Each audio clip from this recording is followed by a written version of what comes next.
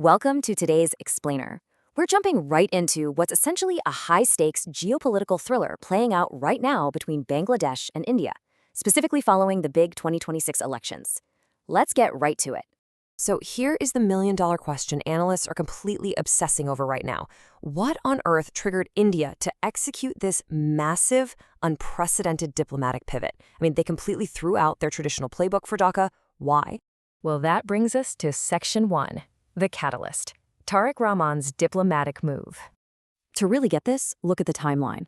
After taking the oath as prime minister in February 2026, Tariq Rahman's new administration did something pretty wild. They entirely bypassed historical norms. Normally, you'd see a new Bangladeshi PM make their first state visit to India. Not this time. Rahman went straight to Malaysia for a 2-day tour in June and then followed it up almost immediately with a 3-day trip to China. Now, why Malaysia first? It was all about locking down economic ties and a free trade agreement. But maybe even more crucial than that, it was about safeguarding the rights of the 800,000 Bangladeshi workers there. Those workers are literally the engine driving vital remittances back into the national economy.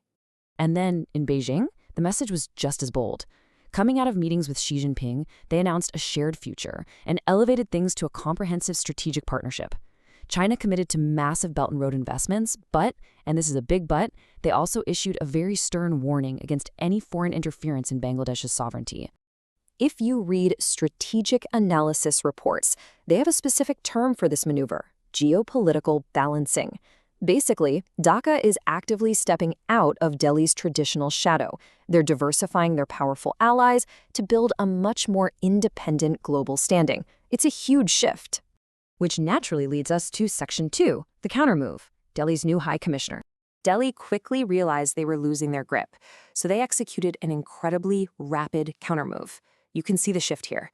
They completely ditched their sluggish, 15-day red tape bureaucratic approach. Instead of sending another standard diplomatic officer, they brought in Dinesh Trivedi. He's a seasoned cabinet-rank politician. And the key here? He has a direct, immediate hotline straight to PM Modi. And Trivedi didn't just casually fly in following standard protocols. Nope, he literally crossed the border by road, carrying basically nothing but a suitcase.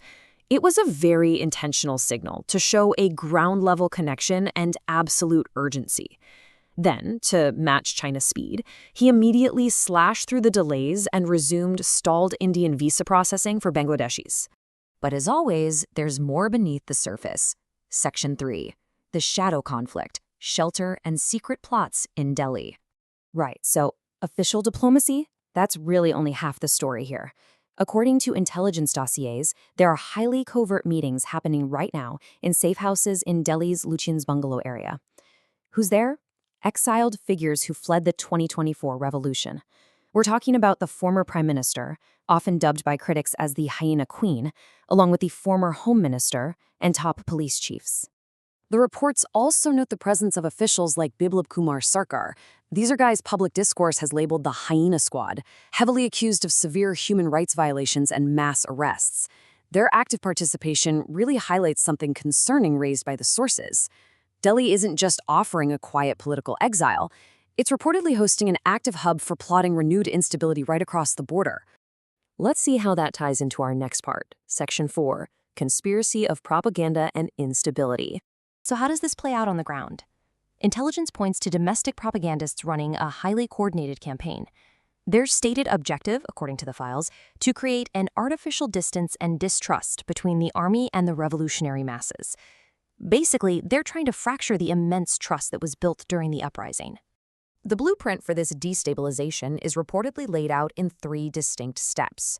First, discredit the military's chain of command. Second, push foreign lobbyist narratives that aggressively brand the country as a quote-unquote failed state. And third, create an internal security vacuum that practically invites regional intervention. It's a calculated playbook. The ultimate goal described by these reports is pretty stark. Whether it's driven by foreign lobbyists or external intelligence agendas, the aim is to attack the very symbols of sovereignty. The sources argue they want to make the state vulnerable from the inside out, essentially crushing the spirit of the July uprising in order to restore a compliant puppet regime. Which brings us to our final point today. Section 5. the future of sovereignty.